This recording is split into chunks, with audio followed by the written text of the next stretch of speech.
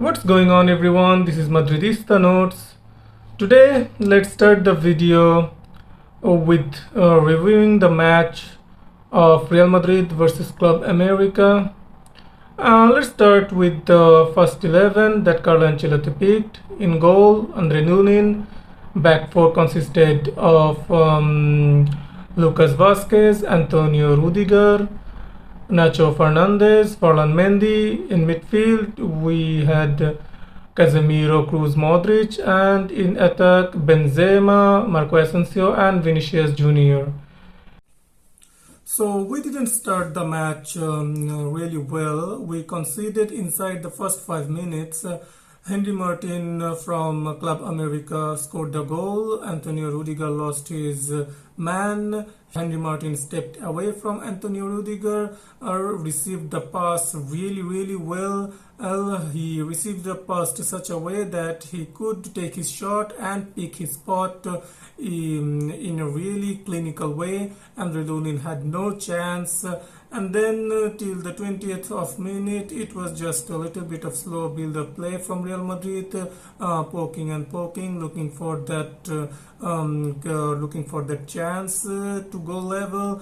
And Karim Benzema, with his magnificent finesse shot inside, outside from outside the box, he played a little bit of beautiful 1-2 with Marco Asensio. Marco Asensio nicely laid it up for Karim Benzema, and Karim Benzema made a really beautiful finish shot, and Gilmer Ochoa in goal had no chance. So we equalized. It was 1-1 in 22nd minute. After that, till the halftime, we didn't have really many chances, one or two here or there, but nothing to talk home about. Then after the first 45 minutes, after the halftime, Carlo Ancelotti changed a lot of players.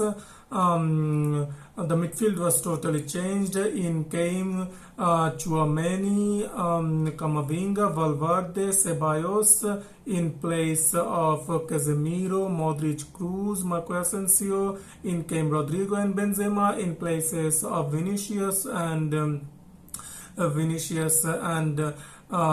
in came Rodrigo and Hazard in place of Vinicius and Benzema.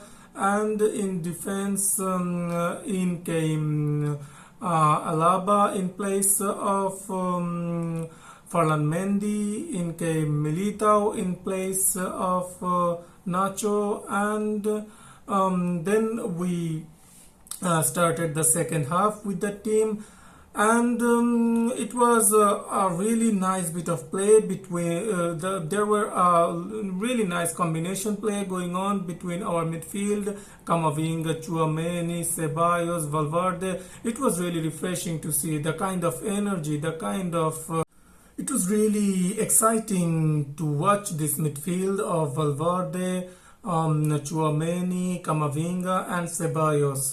The energy in that midfield is just off the chart, and all of these players. This is our midfield. The transition in midfield has started slowly but surely. After we can see that after we slowly start to phase out Modric and Cruz. Casemiro still has some years left, but in the next 2 years we will have to replace Modric and Cruz. Everyone knows that. So this midfield of mainly Camavinga, Valverde, Tchouaméni, they really inspire confidence in the Real Madrid fan base, and there isn't a single Real Madrid fan who isn't confident that these midfielders are going to go and do great things in the future.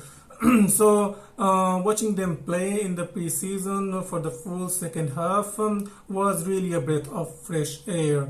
and it was from a little bit of nice bit of play between Hazard and Lucas Vazquez.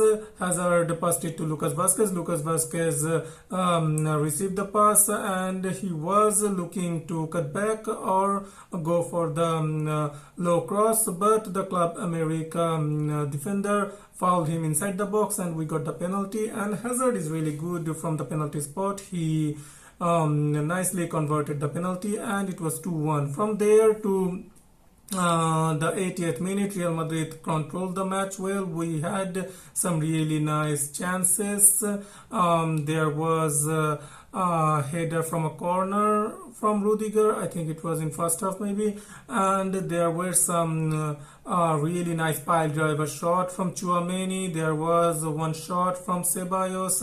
Gilmar Ochoa had some nice saves there. There was some shots from Rodrigo too. In all, it was a nice performance from Real Madrid. And after the 80th minute, around the 85-minute mark, Vinicius Tobias conceded a penalty, which Andre Lunin almost saved. And Andre Lunin, he is a really magnificent goalkeeper. Really, it's a shame that our number one is Thibaut Courtois, who is, in my opinion, right now, and has been for the last 2 seasons the best goalkeeper in the world. He is just magnificent. People who don't watch Real Madrid and people who watch only the Premier League or something like that, they always go on praising Alisson and goalkeepers like that to the high, to the moons and stuff. But the consistency and the kind of shot stopping and the command of the defense, command of his box that Thibaut Courtois has been showing for the last 2-3 seasons has been nothing but really magnificent. And so when you have the best goalkeeper in the world, in my opinion, in goal, then it's really hard to get into the team, which is really hard for Andre Lunin. But I am 100% sure that he can really get into the starting lineup, can be the starting goalkeeper for a number of teams in the top 5 leagues. He is that talented.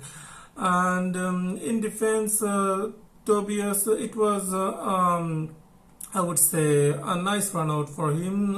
It was alright, nothing special really. It was nice to see David Alaba chipping in the left back spot. He can be the backup when Falan Mandi is unavailable, or Nacho Fernandez can play left back position too, so it's not a concerning thing this season. And in defense, we say he was taken off for Vallejo in the 60th minute. Vallejo has been a safe defender. He hasn't made any mistakes. He is an alright defender. So for backup and depth, I wouldn't really try to offload Vallejo, because he is happy to be the backup, and we should keep this kind of players. We need this kind of backup players, solid backups. Nacho has been a solid backup for all these years, so if we can have a solid backup like Jesus Vallejo, we should keep him in the books. In attack, Marco Asensio was as usual, some nice moments, but that's it, nothing special. Benzema with a special moment. Vinicius Junior was alright, nothing special today. Rodrigo, same for Rodrigo. Hazard had some nice plays, but that's it. Nothing to write home about other than the penalty, which was a really nice penalty. And Valverde, Camavinga, Tchouaméni, Ceballos, all of them were really, really good. It was really fun to watch them play together. And so Real Madrid squad got some minutes under their belt.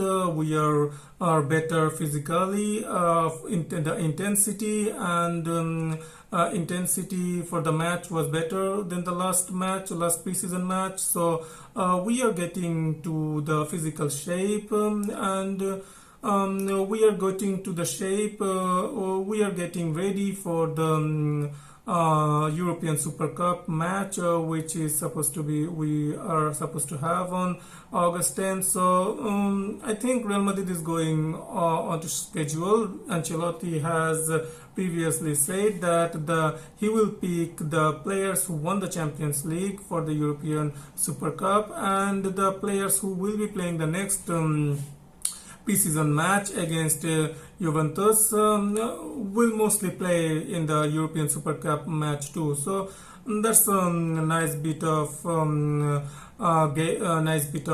minutes under the belt, and the time, some minutes, important minutes for the squad, for the players to get into shape, to get into the rhythm, and get their intensity up for that European Super Cup match.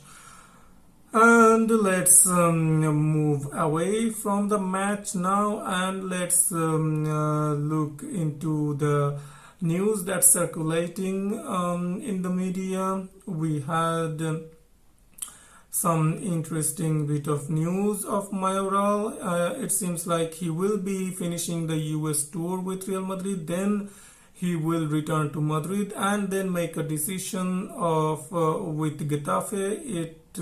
Mario Cortegana has reported that the personal terms won't be a problem, and Real Madrid has already an agreement with Getafe. So I think this transfer will go through when Real Madrid goes back to Madrid. And then we have Mariano, who doesn't want to move. He is happy to sit on the bench, and it looks like the club is getting tired of this stance. There was reports that Real Madrid may look to come to a mutual agreement to terminate his contract, last year of his contract, and let him leave as a free agent to free up a space, or maybe Ancelotti doesn't want him around the group. I don't know. That's these are some.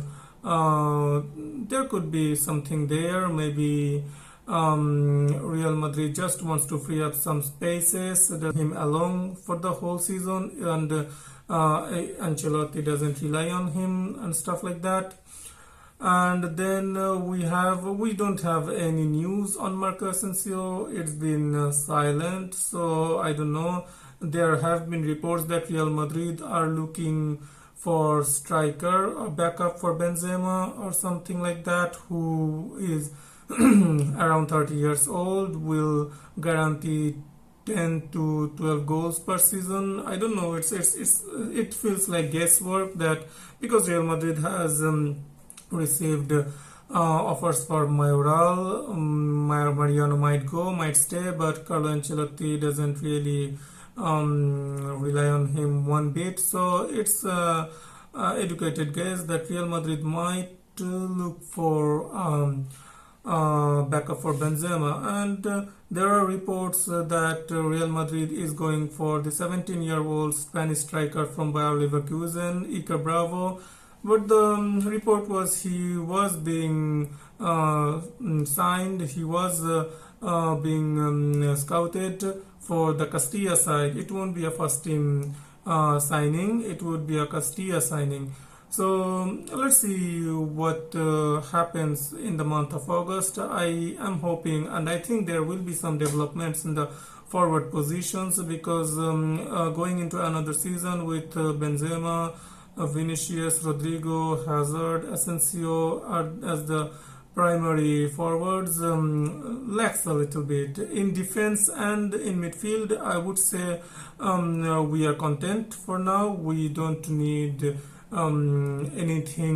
anything to be done there. If Carvajal stays fit, and that's a big if, we don't have much weakness in defense, midfield, and goalkeeper positions, goalkeeping positions. But in attack, maybe we need one versatile forward who can interchange between the right wing role, giving competition to Rodrigo Asensio, and sometimes when Benzema needs a little bit of rest, can slot nicely into the striking, into the forward role. And Carlo Ancelotti seems to be trying Hazard as the false nine in absence of Benzema. We are paying him massive money. I think he is the highest paid player in Real Madrid right now. So Carlo Ancelotti is looking to somehow use him somewhat in some roles, because Vinicius will be playing whenever he is fit most of the time. So keeping Hazard on the bench really doesn't give us much. So I think that can work in some games. So Hazard as the false nine, we'll have to see. So our next match is against Juventus, the next preseason match. It's on 31st of July, I think. It will be the third preseason match of Real Madrid, and so we should be physically somewhat ready. We can get our intensity up, get the energy levels up, and get our spot ready somewhat for the European Super Cup match. There is a 9 days gap between finishing the preseason and the European Super Cup match, so we have some time to get the so Carlo Ancelotti has some time to get his squad ready, get his first 11 ready for the match against Frankfurt in the European Super Cup match. And so we have come to the end of the video. Thanks for watching. Please kindly like and subscribe. See you in the next video.